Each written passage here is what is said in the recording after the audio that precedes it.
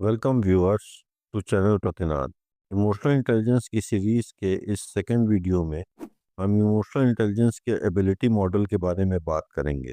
जैसा कि हम जानते हैं, इमोशनल इंटेलिजेंस वह कैपेसिटी है जिसके जरिए कोई इंडिविजुअल खुद के और दूसरों के इमोशंस को परसीव करता है, कॉम्प्रिहेंड करता है, रेगुलेट करता है और यूज़ कर सकता है। इमोशनल इंटेलिजेंस को समझाने के लिए कई मॉडल्स बनाए गए हैं, जिनमें से एबिलिटी मॉडल, जो जॉन मेयर, पीटर सलोवे और डेविड कारुसो द्वारा दिया गया था, सबसे अधिक यूज किए जाने वाले और साइंटिफिक बेसिस वाले मॉडल्स में से एक है। यह अप्रोच इमोशनल इंटेलिजेंस को आईक्यू की तरह एक जनरल इंटेलेक्ट मानता है और इमोशनल प्रोसेसिंग को एक क्वांटिफाइबल, लर्नेबल और यूजफुल टूल के रूप में देखता है। क्वांटिफाइबल और लर्नेबल का मतलब है कि इमोशनल इंटेलिजेंस को मेजर किया जा सकता है और सीखा जा सकता है। यहाँ पर हमें यह क्लियरली समझ लेना चाहिए कि एबिलिटी मॉडल का मतलब है कि इमोशनल इंटेलिजेंस को हम किसी स्किल या एबिलिटी की तरह सीख सकते हैं। ये कोई पूरी तरह से नेचुरल इनबॉर्न कैपेसिटी नहीं है जो फिक्स होती है। इस पैराडाइम में इमोशनल इंटेलिजेंस को चार आपस में जुड़ी हुई कैपेसिटीज में बांटा गया है, जो कुछ इस तरह से हैं। फर्स्ट है सेंसुअल फीलिंग्स, सेकंड है leveraging emotions to support thought, third है रिकॉग्नाइजिंग फीलिंग्स और फोर्थ है कंट्रोल ऑफ इमोशन।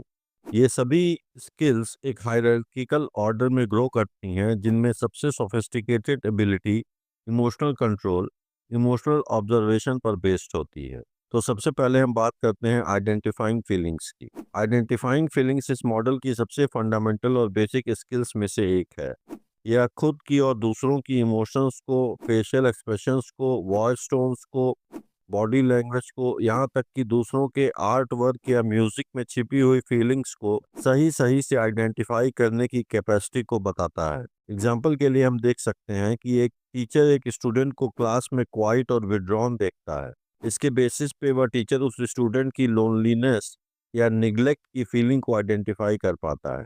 दूसरा एग्जाम्पल है कि एक मैनेजर टीम डिस्कशन में टोन और पोस्चर के मामूली चेंजेस से टेंशन को डिटेक्ट करता है, भले ही किसी ने उस मीटिंग में कुछ अनप्लीजेंट न कहा हो। एक्यूरेट इमोशनल अवेयरनेस से कोई इंडिविजुअल सिचुएशंस में प्रेजेंट इमोशनल मैसेजेस के प्रति बेहतर और अधिक सिंपैथेटिक ढंग से रिएक्ट कर सकता है। अब जो दूसरी बात है कि इमोशंस कैसे हमारे थॉट्स को फैसिलिटेट करते हैं। यह जो कैपेसिटी है जिसमें हम इमोशंस का use decision making, problem solving और थॉट प्रोसेस को डायरेक्ट करने के लिए करते हैं। यहाँ इमोशंस को इलॉजिकल डिस्टर्बेंस नहीं माना जाता है, बल्कि मेजर सोर्स ऑफ नॉलेज माना जाता है। इसका मतलब है कि इमोशंस हमें चीज़ों को प्रायोरिटाइज करने में, वार्निंग्स को समझने में, रिलेशनशिप्स को एस्टेब्लिश करने में हेल्प करते हैं। एग्जाम्पल के लिए, एक राइटर नॉस्टैल्जिया की फीलिंग का उपयोग करके एक स्टोरी में इमोशनल ऑथेंटिसिटी को एनहांस करता है। एक क्लिनिशियन पेशेंट में एंजाइटी को देखकर और अधिक सिंपैथेटिक क्वेश्चंस पूछता है, जिससे डायग्नोसिस और ट्रीटमेंट बेहतर होता है। कोई इंडिविजुअल ग्रुप डिस्कशन में अनकंफर्टेबल होकर यह डिस्कवर करता है कि कोई अनस्टेटेड प्रॉब्लम है, जिससे डिस्कशन की डायरेक्शन चेंज होती है।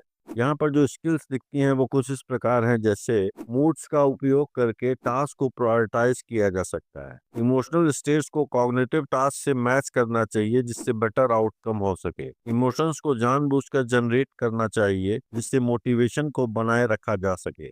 यह कैपेसिटी व्यक्ति को अधिक इमेजिनेटिव, परसेप्टिव और सक्सेसफुल कम्युनिकेटर बनाती है। अब जो तीसरी चीज हम देखेंगे वो है इमोशन से कैसे हम डील करें। यह उस कॉग्निटिव कैपेसिटी को दिखाता है जिसमें कोई व्यक्ति यह डिटेक्ट करता है कि इमोशंस टाइम के साथ कैसे चेंज होते हैं या एक दूसरे के साथ कैसे मिक्स होते हैं, और उन्हें जनरेट करने वाले कॉजेज और पाथ को कैसे एग्जामिन किया जा सकता है। एग्जाम्पल के लिए, एक काउंसलर समझता है कि किसी क्लाइंट का एंगर, एंजाइटी और गिल्ट का प्रोडक्ट हो सकता है। एक पेरेंट समझता है कि बच्चे की फ्रस्ट्रेशन स्कूल में हुई किसी इवेंट की वजह से है। एक लीडर यह प्लान करता है कि जब प्रॉब्लम्स आएंगी तो भी टीम मोराल को इंटैक्ट कैसे रखा जाए। यहाँ जो स्किल्स दिखाई देती हैं वो है आउटसाइड इवेंट्स और इमोशनल रिएक्शंस के बीच के कनेक्शन को समझना, इमोशनल कॉम्बिनेशंस को इंटरप्रेट करना। इसका मतलब है कि कभी कभी दो इमोशंस मिलकर एक कॉम्प्लेक्स इमोशन फॉर्म करते हैं। जैसे एनवी एक इमोशन है जो एडमायरेशन और रिजेंटमेंट से मिलकर बनता है। इमोशनल चेंजेस को फोरकास्ट करना भी स्किल इसमें दिखाई देती है, जैसे ह्यूमिलिएशन कैसे डिफेंसिवनेस में बदल सकती है। यह कैपेसिटी व्यक्ति को बेहतर डिसीजन लेने में, इंटरपर्सनल डायनामिक्स को कंट्रोल करने में और डीप रिलेशंस बनाने में मदद करती है।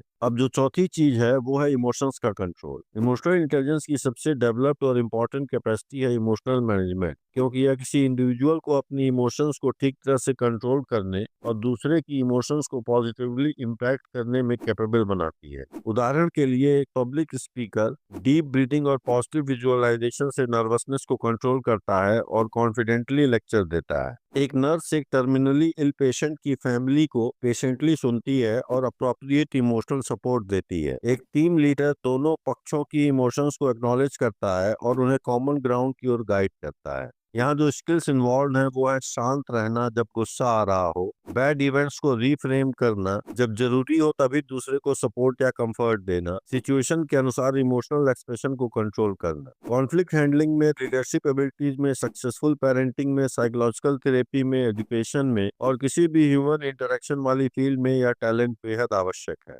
एबिलिटी मॉडल के स्ट्रेंथ के बारे में अब हम बात करते हैं। तो इसमें पहला स्ट्रेंथ है कि यह मॉडल कॉग्निटिव और स्किल बेस्ड है। इसे किसी पर्सनालिटी एट्रीब्यूट की बजाय एक क्वांटिटेटिव एबिलिटी की तरह माना गया है, जैसे कि लॉजिक या लैंग्वेज होता है। एग्जाम्पल के तौर पर हम देख सकते हैं कि हम किसी को इंट्रोवर्ट या एक्सट्रोवर्ट कहते हैं तो हम उस इंडिविजुअल को एक पर्टिकुलर कैटेगरी में फिक्स कर देते हैं या एक तरह की पर्सनालिटी टाइप की बात करते हैं। वहीं दूसरी तरफ एबिलिटी एक ऐसी चीज है जो इंक्रीज या डिक्रीज की जा सकती है ट्रेनिंग के थ्रू।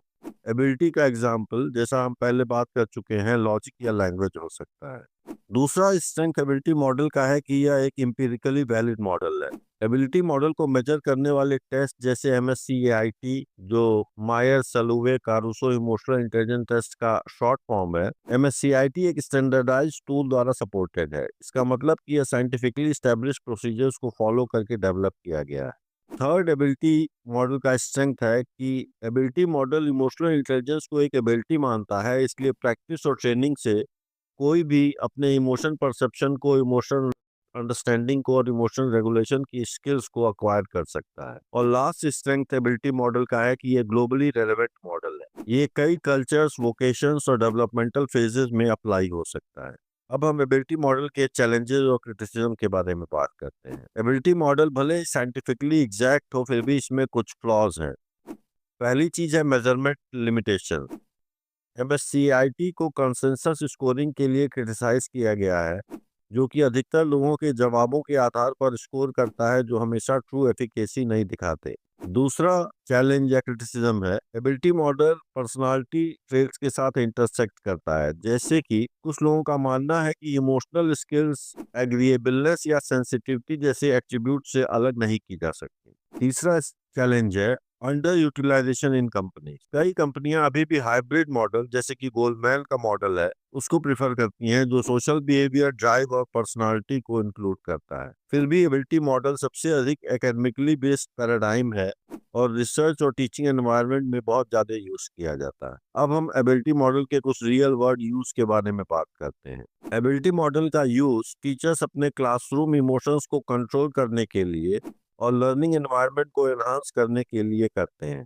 जो स्टूडेंट इमोशनली रेगुलेटेड होते हैं उनमें टेक्स्ट एंजाइटी कम होती है और वे अधिक कोलैबोरेटिव होते हैं। एबिलिटी मॉडल का प्रोफेशनल यूज लीडरशिप रोल्स में, जहां प्रतिदिन का काम टीम के इमोशंस को कंट्रोल करना, फीडबैक लेना और डिस्प्यूट को रिजॉल्व करना होता है, वहां इमोशनल इंटेलिजेंस एबिलिटीज की बहुत जरूरत होती है। इमोशनली स्मार्ट वर्कर्स बेहतर नेटवर्क बनाते हैं, अच्छे से स्ट्रेस हैंडल करते हैं और चेंज को अडेप्ट करते हैं। एबिलिटी मॉडल का थेरेपी की प्रैक्टिस में जो यूज होता है वो हम देखते हैं कि हाई इमोशनली इंटेलिजेंट डॉक्टर्स और नर्सेज बेहतर क्लिनिकल रिजल्ट्स देती हैं, उनको कम बर्नआउट होता है और वो अधिक पेशेंट सेटिस्फैक्शन ला पाते हैं। एबिलिटी मॉडल का यूज फैमिली और रिलेशनशिप में कुछ इस तरह से है कि इमोशनल इंटेलिजेंस पेरेंटिंग को मजबूत करता है, मैरिटल कॉन्फ्लिक्ट को कम करता है और इमोशनल रिलेशंस को और डीप बनाता है। तो इस तरह से हमने एबिलिटी मॉडल के बारे में बात की। मायर एंड सलोवे द्वारा दिया गया यह ability model of emotional intelligence यह बताता है कि इमोशंस को इंटेलिजिबली सेंस, कॉम्प्रिहेंड और कंट्रोल कैसे किया जा सकता है। इसे 4 हायरार्किकल ब्रांचेस में बांटा गया है: perception, use, comprehension and management, जिसके बारे में हम बात कर चुके हैं। चाहे वह लीडरशिप, एजुकेशन, हेल्थ केयर या पर्सनल लाइफ हो, एबिलिटी मॉडल केवल इमोशंस को रिकॉग्नाइज करने का नहीं बल्कि उन्हें सेंसिबली यूज करने का टूल है। Thank you viewers for watching channel प्रतिनाद।